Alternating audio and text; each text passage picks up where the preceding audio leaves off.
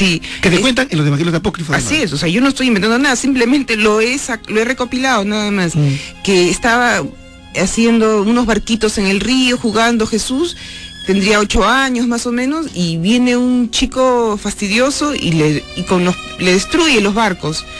Le dice que cómo es posible que esté jugando si es día sábado. El día sábado, pues, para los judíos es sagrado, ¿no? Claro. Entonces dijo, no te pongas a jugar el sábado, y le rompió los barquitos. Entonces Jesús entró en cólera y le mandó una maldición y lo mató. Bueno, así dicen, así. ¿El evangelio apócrifo dice eso? Lo mató.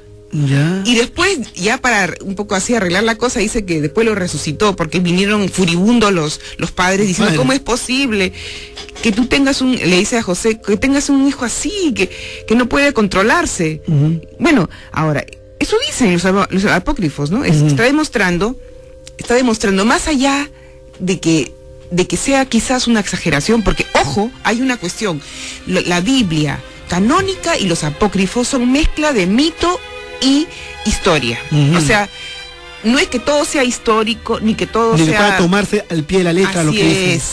Porque siempre hay el tema esto de lo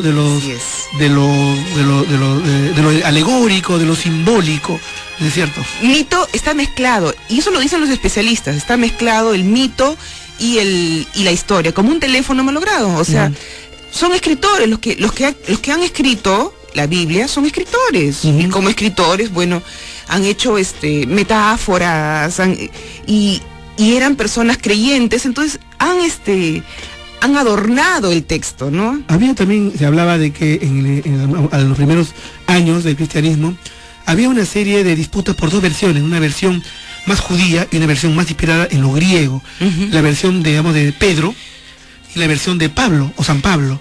¿Cómo fue esta disputa? Pedro no tanto, sino Santiago. El medio hermano de Jesús. El medio hermano de Jesús. Que está en la Biblia, los hermanos de Jesús, y Santiago es un mencionado. Santiago el menor, creo que. Sí, ¿no? Santiago el menor es el medio hermano de Jesús. El medio hermano de Jesús. Sí.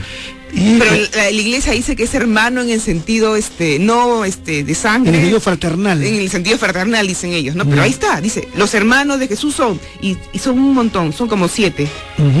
Y que había una polémica entre Santiago y Pablo. Sí. Santiago pertenecía al bando de los cristianos judíos, que decían de que solamente los judíos tenían que tener el culto, culto, ¿no? Cristiano.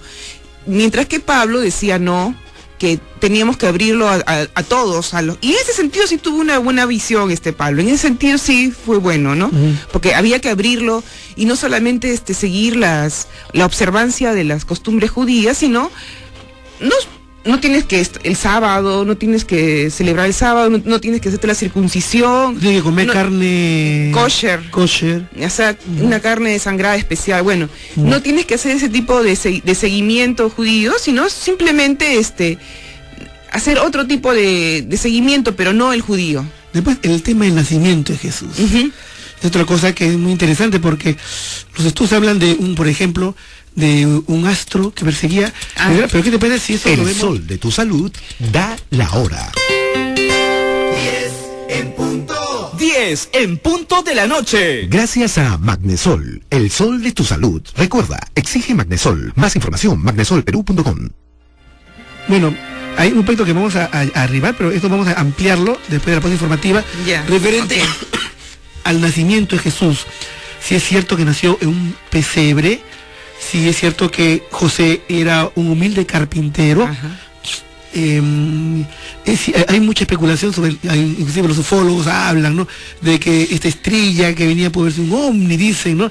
Y cosas que, digamos, un católico conservador, y son tonterías, son disparates. El tema de los Reyes Magos, ¿no es cierto? Magos. Que no eran reyes.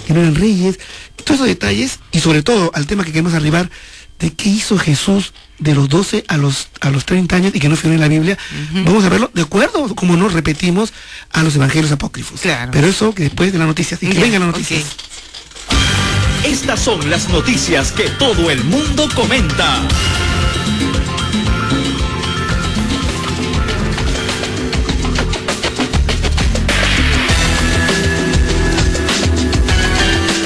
estudiante Michoya, y tu programa Viaje a otra dimensión a través de Radio Capital 96.7. Tu opinión importa. Esta noche, queridos amigos, estamos tratando el tema Los años perdidos de Jesús. Tenemos aquí en cabina a Beatriz Ontaneda. Ella es una destacada periodista que ha escrito este libro tan interesante, Jesús según los apócrifos. Y bueno, nos quedamos en la conversación, Beatriz, acerca de lo que nosotros han enseñado con respecto al nacimiento de Jesús y qué cosas dicen los apócrifos, ¿no? Se decía, por ejemplo, de que Jesús que los padres de Jesús, en este caso José, había sido un humilde carpintero. ¿De acuerdo a los apócrifos era así? No era un humilde carpintero, era un carpintero, era un ebanista, especialista en maderas, pero le hizo el trono a Herodes, a Herodes hijo, ¿no? Le hizo el trono, o sea, imagínate, o sea, hacerle el trono no debe haber sido tan pobrecito, ¿no? Claro. Eso es en cuanto a José, pero María pertenecía a la nobleza judía. Ah, sí. Claro que sí, o sea, lo dice clarísimo el protoevangelio de Santiago, lo dice.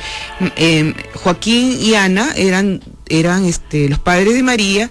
Joaquín era un gran hacendado de Galilea, sí, de Galilea. Y entonces lo dice clarísimo. Y es más, cuando María cumple un año,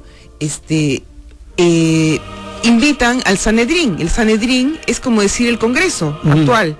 Entonces imagínate, o sea, hay mucha, no coincide, además que, o sea, los padres de Jesús eran nobles y acomodados, totalmente acomodados. ¿Y por qué entonces fue este tema de que ellos salieron hacia Belén y en el camino dio a luz María en un pesebre pobre? ¿Fue así? Sí, pero eso fue porque era la época en que estaban llenos todos los lugares, no había sitios, porque era una época de, ¿cómo se dice? ¿Empadronamiento? No era empadronamiento, era una fiesta. Ah, una fiesta. Era una fiesta, y entonces estaban llenos todos los lugares de hospedaje. Okay. Entonces, estar en una cueva no era tan malo, además, porque en esos lugares, estar en una cueva y en esa época no era tan malo, o sea, era un lugar fresco de día y de noche, y no había, y templado a la vez, ¿no? Era fresco y templado. Entonces, las cuevas no eran lugares feos, inhóspitos, ¿no? Y el tema de la lucero de Belén, que a veces están controversiales, uno, de acuerdo a estudios astronómicos. Tuvo un parto prematuro, por eso es que en cualquier lugar tuvo que dar a luz. Prematuro. Claro, fue un parto prematuro, y entonces fue en un lugar, en una cueva donde dio a luz, pero no era tan malo, como te digo, dar a luz en una cueva, en esa época, ¿no? Y me dice la estrella de Belén. Bueno, según nosotros, la estrella es la conjunción de dos astros, de Saturno y de Júpiter. Ajá. Esa es nuestra posición, ¿no? Y ahora, ¿por qué dicen de que podría ser un ovni? No creo que haya sido un ovni, la verdad, porque cuando uno mira una estrella, en este cielo gris de Lima, pero bueno, de todas maneras, cuando tú ves una estrella y caminas, te da la sensación como que la estrella te estuviera siguiendo. Pero no es que la estrella te esté siguiendo, es la sensación, ¿no? La impresión, nada más.